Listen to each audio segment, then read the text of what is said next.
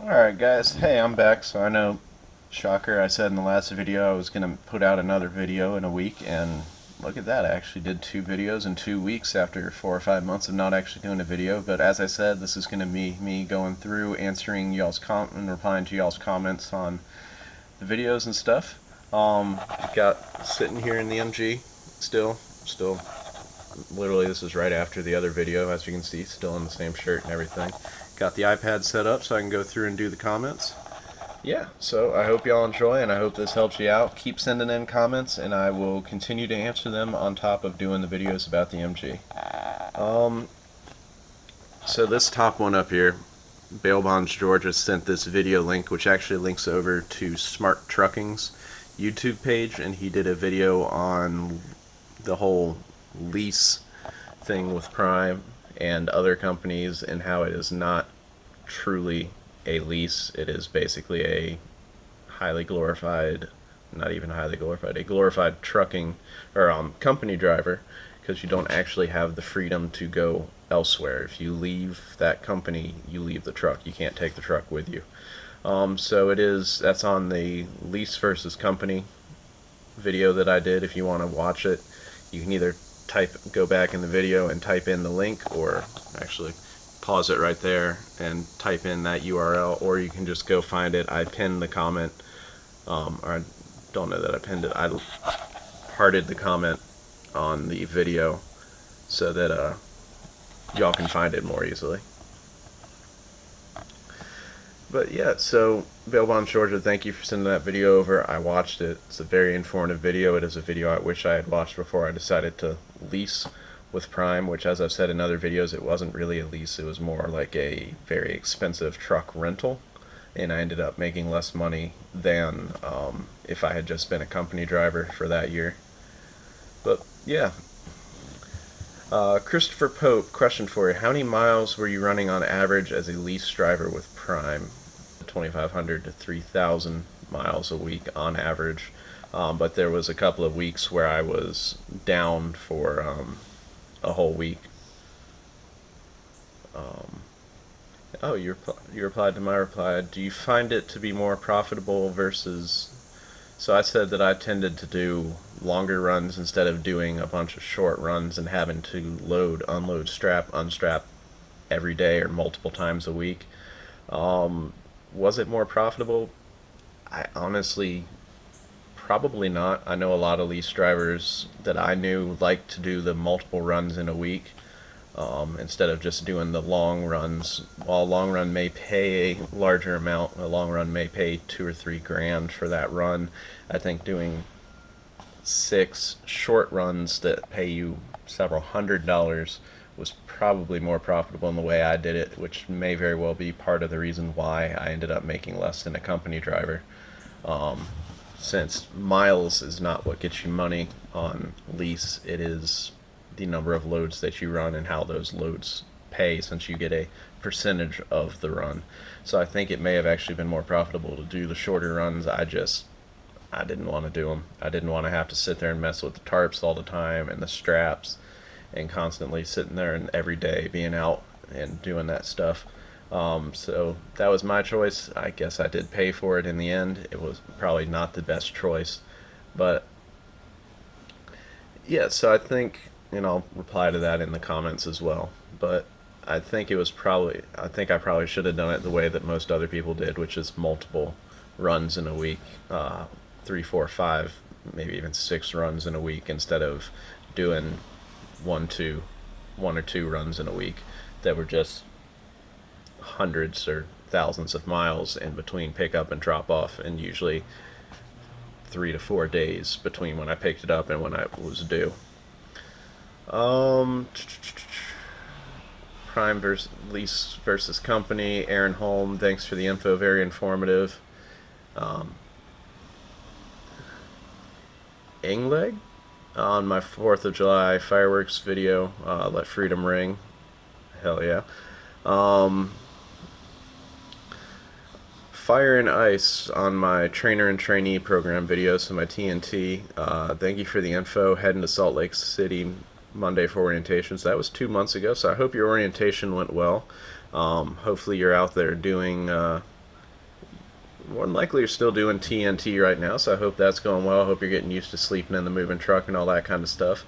Uh, Stay safe out there. I'm kind of curious how TNT and everything is going, or training in general is going right now, because I know the trucking industry obviously continued to run like crazy during the pandemic. It was one of the necessary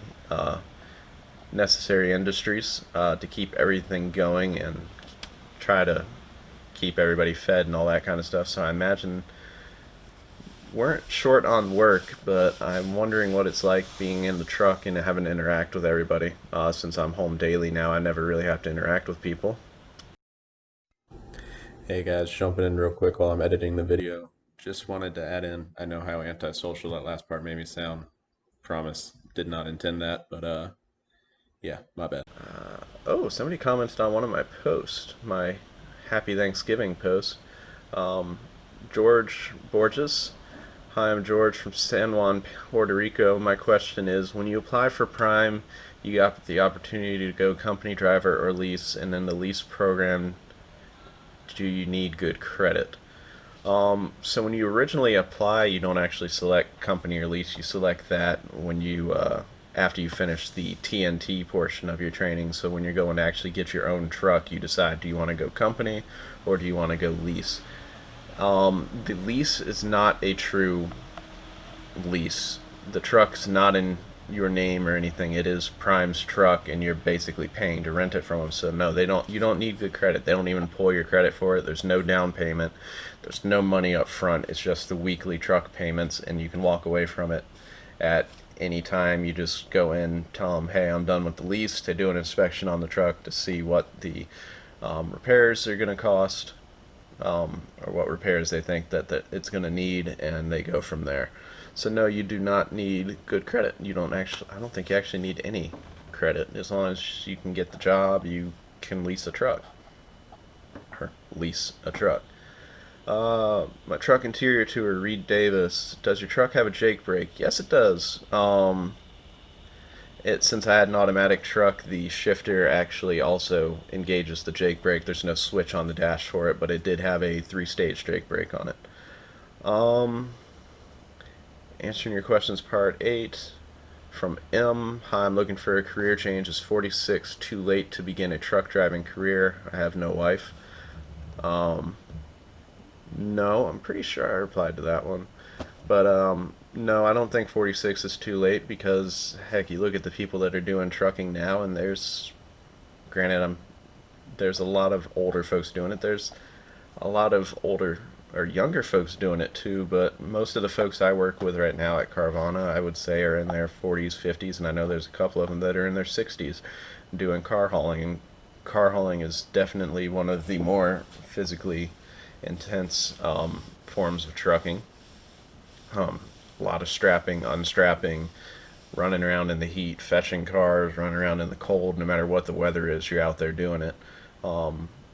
And there's guys in their 40s, 50s, 60s. We may even have a guy that's pushing 70 out there doing it with us. So no, 46 is definitely not too late to start truck driving.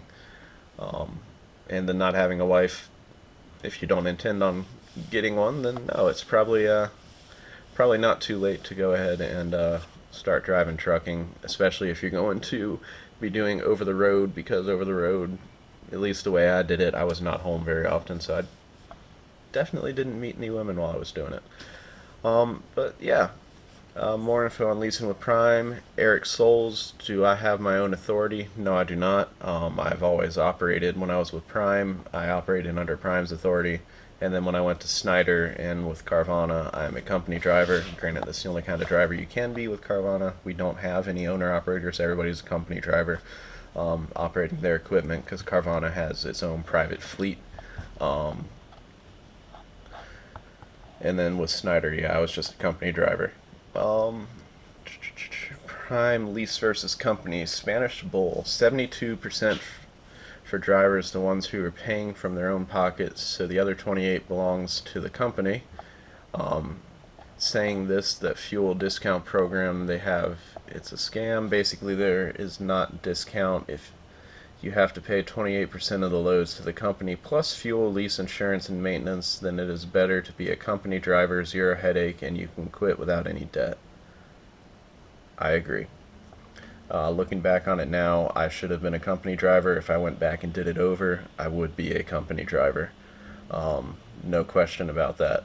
I have no doubt I would be a company driver because, yeah, 72% for the load plus, I mean, the fuel discount was basically, I mean, it was there. It was just a discount off of the sign, and they pulled the fuel cost, whatever the fuel cost was, out of your paycheck before you got it every week. Um, and then you're paying maintenance $1,000 a week for the lease, which that included the truck and the APU, and all the trucks have APUs on them. So if you lease the truck, it's not like you can say I don't need an APU, and plus you probably die of heat exhaustion without an APU because the truck's only idle for between 10 to 15 minutes. Mine idled for 30 minutes, but I just didn't mention that to Prime because I'm pretty sure the timer was set at 15. It was at 30, and it was just one of those. I'm not going to mention their mistake to them because it was bad enough at with it only running for 30 minutes when the APU broke down, which it did quite frequently.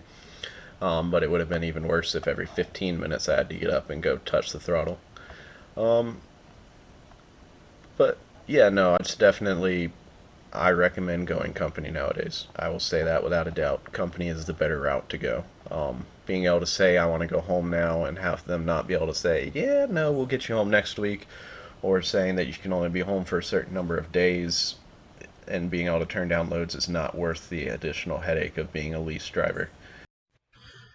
Hey guys, so I'm going to be doing something or trying something new with the replying to y'all's comments and answering your questions videos. As you can see, this one was significantly shorter than the majority of them because according to YouTube statistics and all that fun stuff, y'all don't seem to really like the ones that are 20 or 30 minutes long. Nobody seems to watch more than, or most people don't watch more than 8 to 10 minutes of them according to the stats. That's about the average watch time on them. So while this one was originally supposed to be answering your questions number 9, and it was 32 minutes long, I think, and was supposed to release about 2 weeks ago, I just went ahead and released a washing the MG video instead while I'm finishing up editing this, and it's actually going to be, I'm going to split it into 9, 10, and 11. So I'm going to try to keep them to somewhere in the 8 to 10 minute range. So as you saw, this one had normal introduction. The next two will have probably introductions like I'm doing with this outro, where I'll be just filmed on the webcam of the computer to add it in there. So it may not be the smoothest transition from the introduction back in because it was all originally one video nonstop. In the future, I'm going to try to just record them as 10-minute sections so I don't have to go back in and try to find a breakup spot for them. But yeah, so hopefully y'all will enjoy these more. Y'all will watch through the full video. It's going to allow me to release videos on a more regular basis. Since normally, if I'm splitting up what would normally be a 30-minute video into 3 videos, I'm still talking for the same amount of time, but I'm just making it more productive, and it's something where hopefully y'all will be more encouraged to actually watch the whole video, get the information out of it, that kind of stuff, and not get bored and click off the video because heck, I know when I'm sitting there watching somebody ramble for 30 minutes, I tend not to do it. I tend to lose interest and end up going somewhere else to watch something else. So probably should have realized that sooner, but I did finally realize it now. Hopefully y'all enjoy this new thing, and there should be some more MG videos to come because I'm getting ready to start doing some actual work on the car. But yeah, till next time, y'all stay safe out there. Talk to you later.